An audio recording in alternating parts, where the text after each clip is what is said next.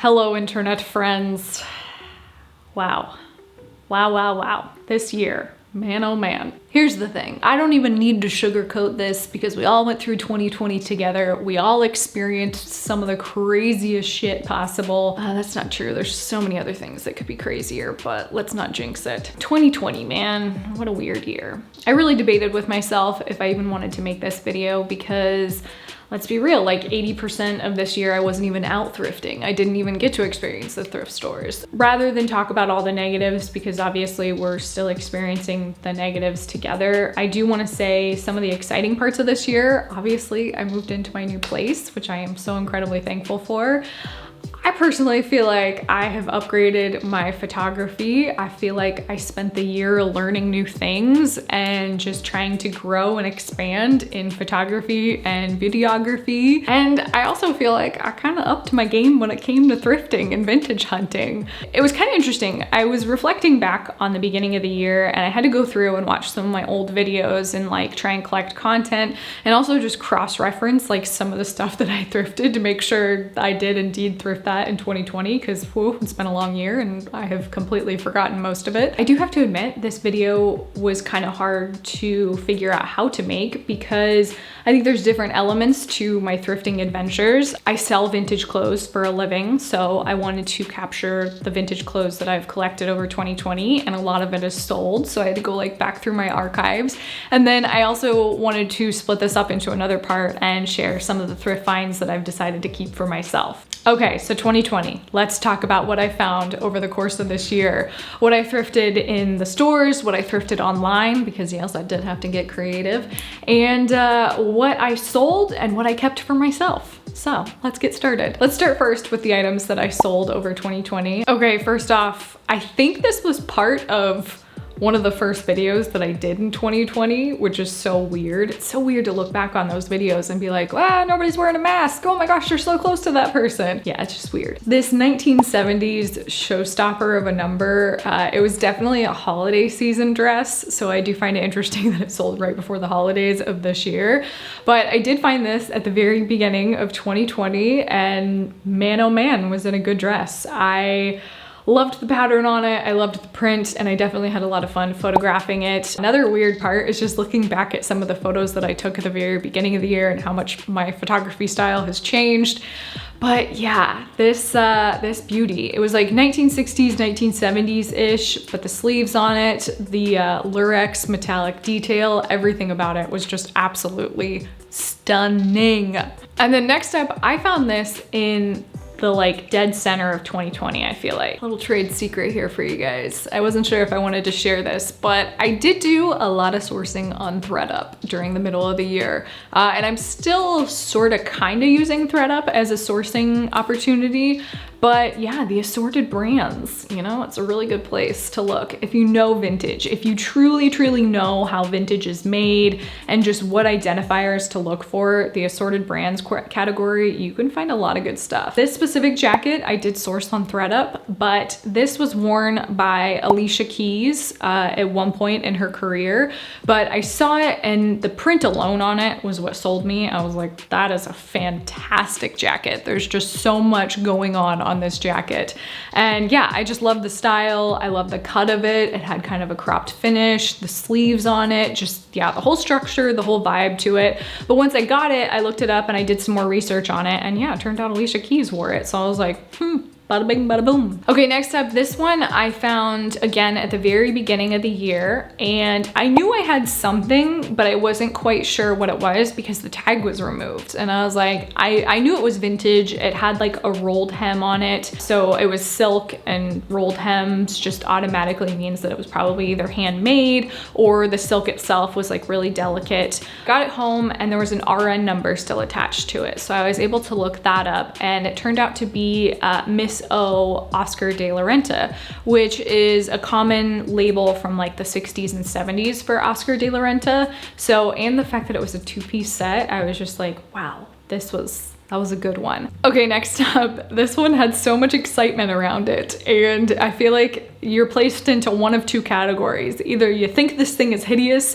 or you think this thing is like the coolest thing in the world. Personally, I thought it was the coolest thing in the world. It had puff sleeves, it was fringe, it was like kind of a chenille knit, and yeah, the sleeves on it alone though were just like, what? What is going on with this thing? It is just spectacular. I did price this one pretty high, and sometimes I feel a little bad about that because I always want my vintage to be as attainable as possible. However, on this one, I knew there are just some pieces that like, when you know, you got a good one. And when the rarity factor is there, sometimes you do have to price accordingly. Ooh, it was a good one. It was a good one. Okay, and the last piece went off to just the best person possible that I could think to rehome this to. It's this calico floral 1970s prairie number.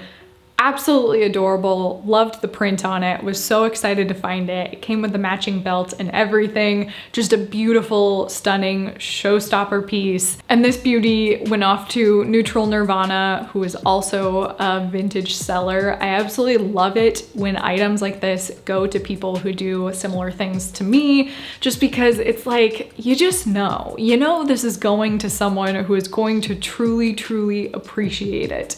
So yeah, I was very excited to know that this dress went off to such a good person and such an awesome vintage seller. So if you're not already following Neutral Nirvana, please go check her out. She has a stunning, stunning shop. Editing Laura here. Can't believe I forgot this one. I even pulled out the photos of it so that I could remember to talk about it. Totally forgot about it. This Ungaro piece. Holy smokes, this was, I think it was my favorite find. Like I really do not know how I missed this one, but I found it at the very beginning of the year. Like I think it was in my first haul video of 2020. And it was just stunning. Like, how could I forget this one? This was this was the winner. Also, I'm gonna keep doing this because my nails look good for once in my life. Okay, so now let's talk about the items that I decided to keep for myself. I'm afraid this might be a larger pile than the items that I found throughout 2020 that I decided to sell, which for a small business owner, not always the best look. Okay, so let's first start with this Calvin Klein boiler suit. I sourced this one on ThredUp thinking I was gonna sell it, but by the time I got it, I was like, oh no. I gotta keep that for myself. I am constantly looking for boiler suits, and it's kind of a rarity that I find denim jumpsuits that are gonna fit me pretty decent. So yeah, I got this home, I tried it on, and I was like, nope, that's mine. I feel like denim jumpsuits are like the ultimate piece to go thrifting in. Like it's almost a thing that when you go to the flea market or something like that, it's like a rite of passage. You just kind of have to wear your jumpsuits to the flea market. It's just the way to show up, you know? It's the way to show up and be like, I know what I'm looking for. I am a vintage seller. The reality of it is though, I go thrifting in typically sweatpants and a gray sweater, or jeans and a gray sweater. That is my thrifting attire. Ooh-wee, a Dale Earnhardt Jr. crew neck, perfectly tie-dyed t-shirt. I got this at the very beginning of lockdown. I was looking on Goodwill's website pretty constantly and just seeing like what was available on there, trying to figure out where I was gonna source from. This t-shirt popped up and I was like, yep, that's mine. I am so sorry though, I am not a NASCAR fan, so I am one of those people that's like wearing, like it's like you get really mad when you see someone wearing a vintage band t-shirt and they've never even listened to a single song by that band.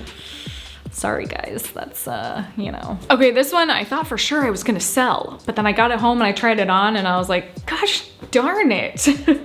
Keeping this one for myself too. But that is I am Gia, I am Gaia. I still have not figured out how to say it. It's got a zebra crop top sweater and then the matching sweatpants. I mean, it's pretty obvious why I decided to keep this. It was definitely one of those moments of like, this is all I'm wearing these days, so it's going into my personal wardrobe. I don't think you guys are ready for this one.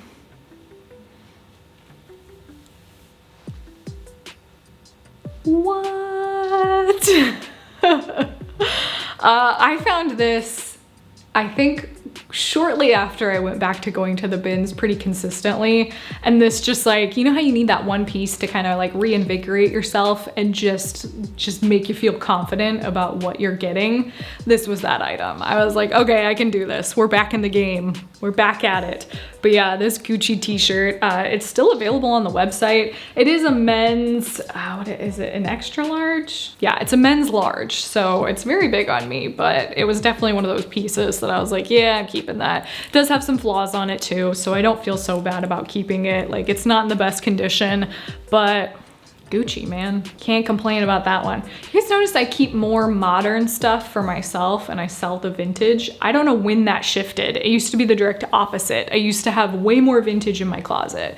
But now I guess I just feel like because I'm constantly going to the bins and I'm constantly just digging for clothes, I prefer to let the like beautiful pieces go back out into the world, because I know personally I don't wear the beautiful pieces as much as I used to, because I don't want to ruin them. You guys knew, you knew I had to keep one of these for myself, and I finally did.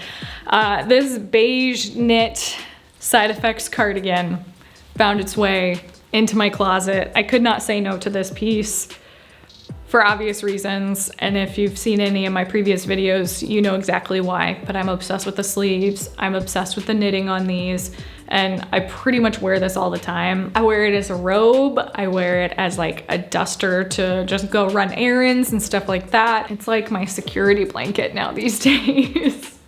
I keep it with me wherever I go. And the last piece is this satin bomber jacket, but man, I thought it was pretty cool. Satin bomber jackets, like, you can't say no to that. I love pairing it with like a hoodie and kind of pulling the hoodie out over the jacket and just like wearing it like I'm way cooler than I will ever be. It's a good look. There you have it. Those were all of my favorite thrifted finds for 2020. Thanks so much for being on this journey with me. Stay safe. Happy New Year. Thanks so much for watching. I'll see you guys next year. Bye.